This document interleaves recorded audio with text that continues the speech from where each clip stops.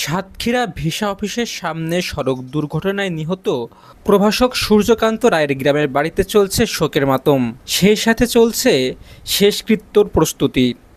বিস্তারিত দেখুন ভিডিওচিত্রে।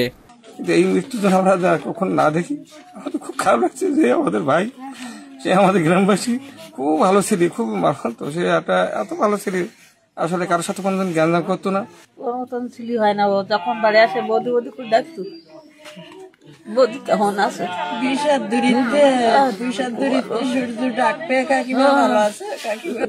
সখীপুর হাজী কিয়ামউদ্দিন মেমোরিয়ালের গণিত বিভাগের শিক্ষক ছিলেন।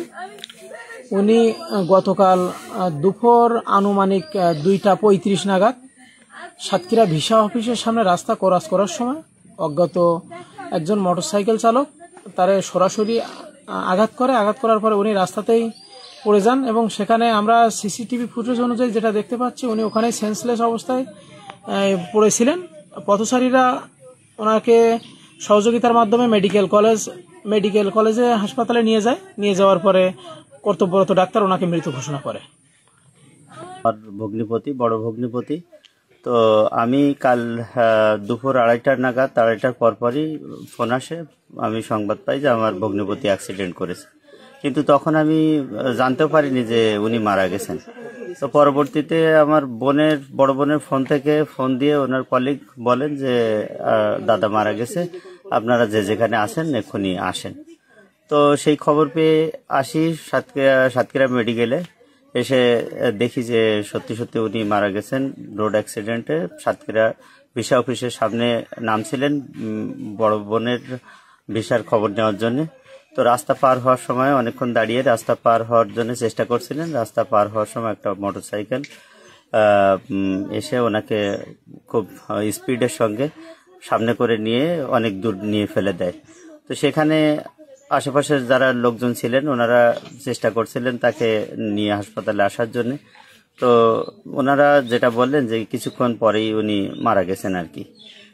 এখন তারপরে আমার ভগ্নিপতির শখের বাড়ি, সেখানে নিয়ে গিয়েছিলাম সাতক্ষীরাতে বাসায়। ওখানে ছিল আমার বড় ভাগ্নিটা, পাবনায় পড়ালেখা করে, সে আসা পর্যন্ত ওখানে ছিল।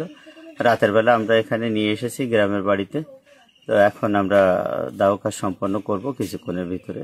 এই সর্বশেষ পরিস্থিতি। কোনো অভিযোগ করেছেন কিনা? না, আমরা কোনো অভিযোগ করিনি, যেহেতু ওই মুহূর্তে কাউকে আইডেন্টিফাই করা যায়নি, যে কারণে আমরা আসলে কোনো অভিযোগ করিনি। আগে আমাদের কাফরুন্ডা সেলিম মারা গেল রোড অ্যাক্সিডেন্ট করে। ওই শোক না কাটতে গতকাল আমরা সূর্যকান্ত দাদা অ্যাক্সিডেন্টে মারা গেছে। এই শোক এলাকায় শোকের ছায়া নেমে এসেছে। আমরা সবাই মর্মাহত।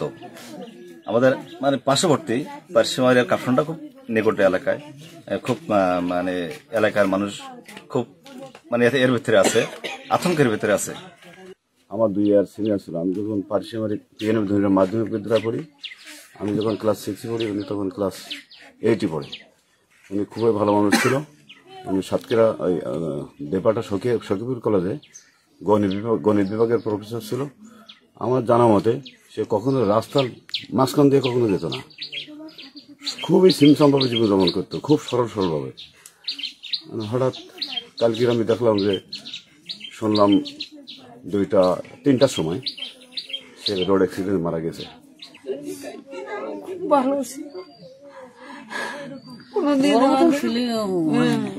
আপনাকে কি বলে ডাকতো বা কি বলতো একটু বলেন গল্প।